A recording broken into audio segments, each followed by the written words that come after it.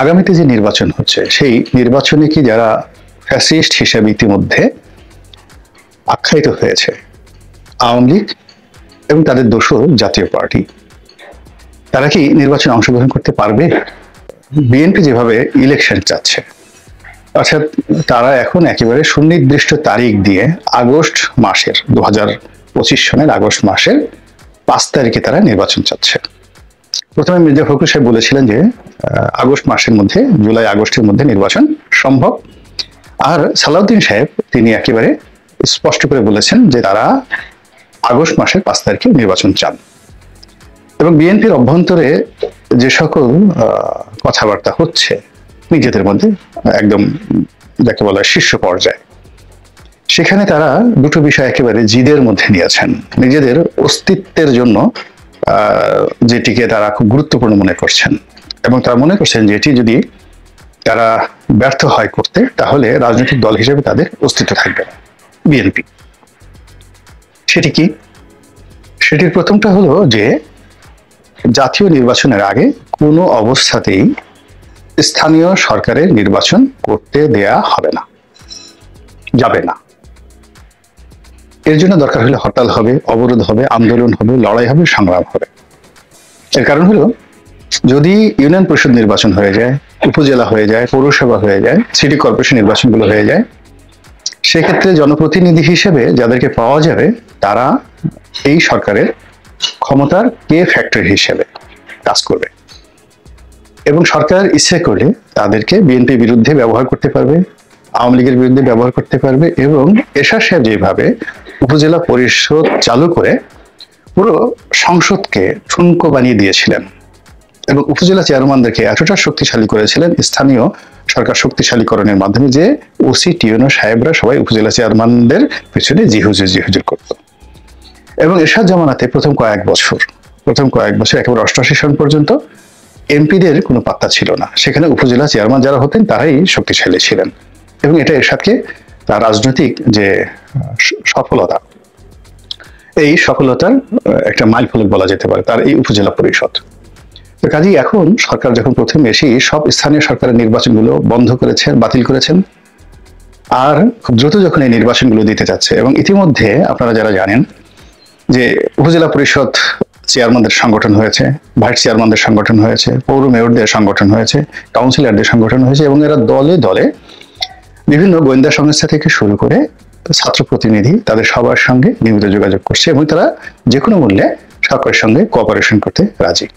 এদের একটা বিরাট অংশ আওয়ামী লীগের, বিএনপিরও কিছু আছে, তো আওয়ামী লীগের সংখ্যা বেশি। তাদের প্রায় সবারই অর্থ আছে, টাকা আছে, জনসমর্থন আছে, এবং তাদেরকে যদি এই সরকার প্রোটোকল দিয়ে আবার নির্বাচন নিয়ে যে যুদ্ধ, সেই যুদ্ধে অবতীর্ণ করিয়ে ক্ষমতার চেয়ারে বসিয়ে দেয়, এবং তাদের মধ্যে যদি 50% পাস করে আসে এবং বাকি 50% যদি বিএনপি জামাতের হয়, তবুও পুরো ইউনিটের উপর সরকারি কর্তৃত্ব থাকবে। কারণ হলো এখনকার স্থানীয় সরকারের যে কাঠামো আছে সেখানে মন্ত্রণালয়ের একছত্র আধিপত্য। কাজেই মন্ত্রীকে খুশি করার জন্য এবং মন্ত্রণালয় থেকে বরাদ্দ পাওয়ার জন্য তারা সরকারের লাঠিয়াল বাহিনী হিসেবে সব কাজ করবে। তো বিএনপি তো এই জিনিসগুলো বুঝতে পারে, এটা বোঝার জন্য খুব বেশি জ্ঞানের দরকার নেই, এবং এই কারণেই তারা চাচ্ছে যে জাতীয় নির্বাচনের আগে স্থানীয় সরকার নির্বাচন সম্ভব নয়, করতে দেওয়া হবে না। দ্বিতীয়ত, তারা আগস্ট মাসের কথা বললেও ডিসেম্বর 2025 সনের মধ্যে যে কোনো মূল্যে তারা নির্বাচন আদায় করে নেওয়ার জন্য বদ্ধপরিকর। এবং তারা মনে করে যে তারা যদি এই কাজটি করতে না পারে, তাহলে শেখ হাসিনার জামানাতে তারা যেভাবে প্রতারিত হয়েছে, তারা যেভাবে ব্যর্থ হয়েছে, 2026 সনে বিএনপির রাজনৈতিক অঙ্গনে কোনো কর্তৃত্ব থাকবে না, এবং পুরো রাজনৈতিক কর্তৃত্বটি তখন যারা এখন সরকার পরিচালনা করছেন তাদের দয়া মায়ের উপর নির্ভর করবে। তারা যাকে চাইবে তারাই বিরোধী দল হবে, তারা যাকে চাইবে তারাই সরকার গঠন করবে, সেটা ছাত্র প্রতিনিধি হোক, জামাত হোক বা আওয়ামী লীগ হোক। এরকম একটা জটিল পরিবেশ এবং পরিস্থিতি চলছে। পর্দার আড়ালে অনেক খেলাধুলা হচ্ছে। আওয়ামী লীগের দেশি বিদেশি যারা নেতা রয়েছেন তাদের সঙ্গে অনেকের যোগাযোগ হচ্ছে, আবার রাজনৈতিক দলগুলো নিজেরা যোগাযোগ করছে, সরকারের বিভিন্ন এজেন্সির সঙ্গেও কিন্তু বিভিন্ন যোগাযোগ হচ্ছে। তো এই যে একটা জটিল অবস্থা, এই জটিল অবস্থার মধ্যে আবার আমাদের মতো যারা ইউটিউব করেন, ফেসবুক, যারা খুব সেলিব্রিটি এবং রাজনৈতিক বিশ্লেষক বা রাজনীতি বিষয়াদি নিয়ে ইতিমধ্যে যারা খুবই জনপ্রিয়, তারা প্রায় প্রতিদিনই জরিপ করছেন। কেউ হয়তো জামাতের পক্ষে জরিপ করছেন, সেখানে দেখা গেল জামাত খুবই জনপ্রিয় এবং এই সেক্টরে সবচেয়ে দুর্বলতম অবস্থানে এখন আছে বিএনপি। বিএনপির পক্ষে আসলে সোশ্যাল মিডিয়াতে কোনো সেলিব্রিটি নেই, তাদের পক্ষে কথা বলার কেউ নেই, তাদেরকে প্রমোট করার কেউ নেই, এমনকি মূল ধারার যে গণমাধ্যম সেখানেও বিএনপি এখন বলতে গেলে মজলুম অবস্থায় আছে, আওয়ামী লীগের মতোই মজলুম অবস্থায় আছে। তাদেরকে ভয় পাচ্ছে, তাদের খবর প্রচার করছে, জাস্ট তাদের খবরগুলো প্রচার করছে, কিন্তু তাদেরকে প্রমোট করার জন্য বাংলাদেশের মূল ধারার গণমাধ্যমের একটি গণমাধ্যমও কাজ করছে না, একজন সাংবাদিকও কাজ করছেন না দেশে এবং দেশের বাইরে। তো এই হলো বাস্তবতা।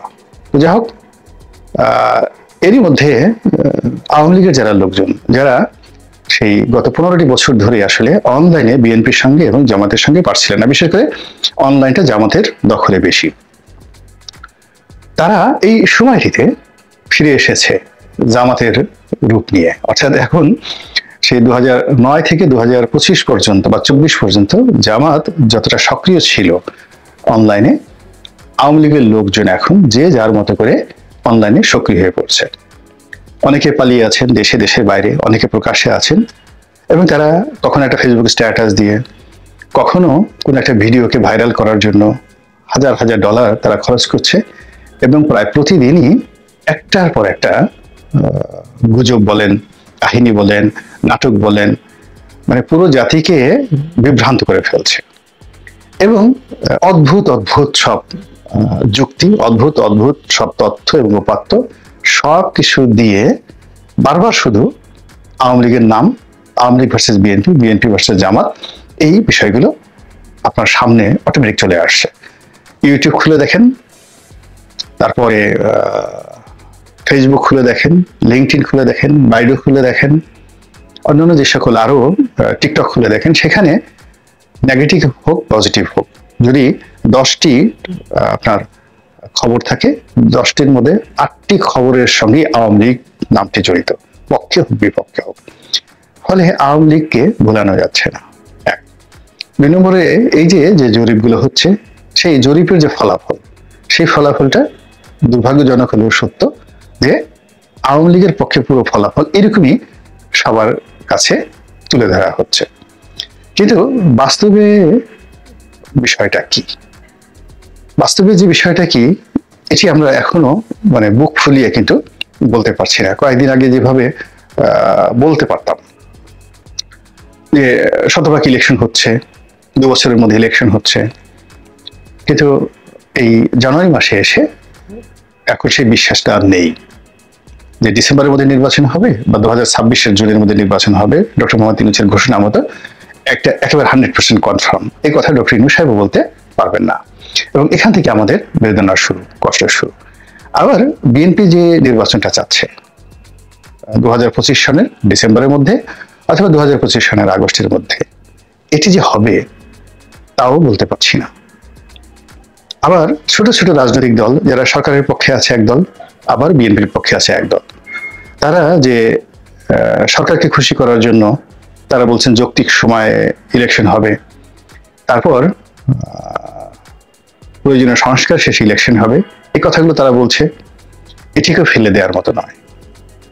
এখন বাস্তব অবস্থা কি? বাস্তব অবস্থা হলো যে সরকার সংস্কারের নামে যে প্রশ্নগুলো উত্থাপন করেছে, এতে পুরো পরিস্থিতি জটিল হয়ে পড়েছে এবং সরকার ইতিমধ্যে সার্কুলার জারি করে ভ্যাট আরোপ করেছে, ফ্ল্যাট ভ্যাট প্রায় 12,000 কোটি টাকা এই অন্তর্বর্তীকালীন সরকার ভ্যাট এবং অতিরিক্ত ট্যাক্স, শুল্ক এবং অবগারি শুল্ক এর মাধ্যমে জনগণের কাছ থেকে নেবে। যদি সরকার খুব স্বল্পতম সময়ের মধ্যে চলে যাওয়ার প্ল্যান তাদের থাকতো, তাহলে এই কাজগুলো কোনো অবস্থাতেই তারা করতো না। তারা একটা লং টার্ম সময় নিয়ে তারা থাকতে চাচ্ছে। তো এই জন্য আমি দেখলাম যে পুলিশ বক্সটা খুব সুন্দর করে তৈরি করা হয়েছে, ওটির যে সদর দরজা ওটি বন্ধ, আর পেছনের দরজা সেটিও বন্ধ এবং ভিতরে বেশ কয়েকজন পুলিশ বসে খোশ গল্প করছে। আর রাস্তার উল্টো দিকে, যেটি ধানমন্ডির মতো জায়গাতে এবং তাও আবার 1 নম্বর সড়কে, কল্পনাই করা যায় না, 10 থেকে 12 জন কিশোর গ্যাং, ধারালো চাকু কোমরে তাদের গোজা ছিল, সেইগুলো বের করে কাকে যেন দাবড়াচ্ছে। আর আশেপাশের লোক প্রাণ ভয়ে চিৎকার করে দৌড়ে পালাচ্ছে, কেউ একটা টু শব্দ করছে না। আর ওই যে ঘটনাগুলো ঘটছে তার থেকে জাস্ট রাস্তার উল্টো দিকে 30 ফিট দূরে বা 40 ফিট দূরে পুলিশ বক্স, পুলিশ সেদিকে কোনো খেয়াল করছে না। তো বুঝেন যে আইন শৃঙ্খলাটা কোন পর্যায়ে আছে।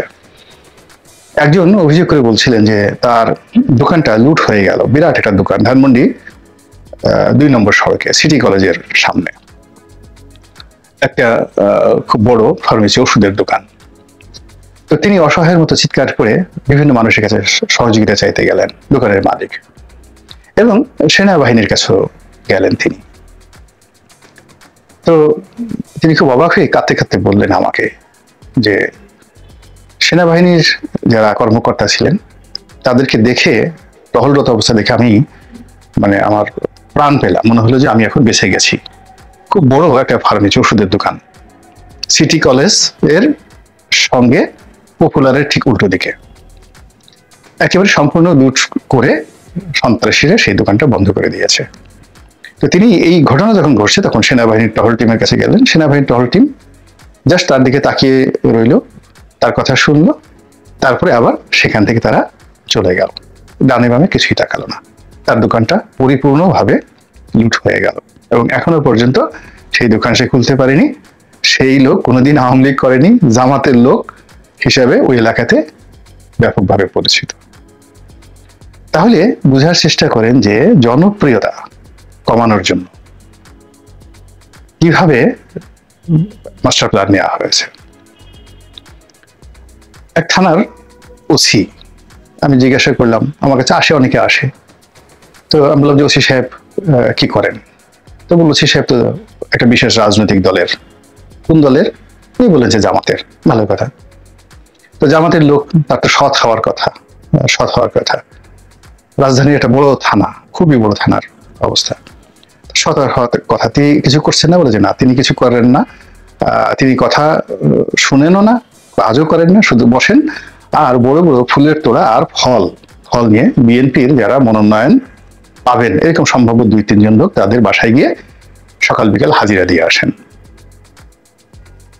তো এই যে একটা অবস্থা চলছে, এতে স্পষ্টতই বোঝা যাচ্ছে যে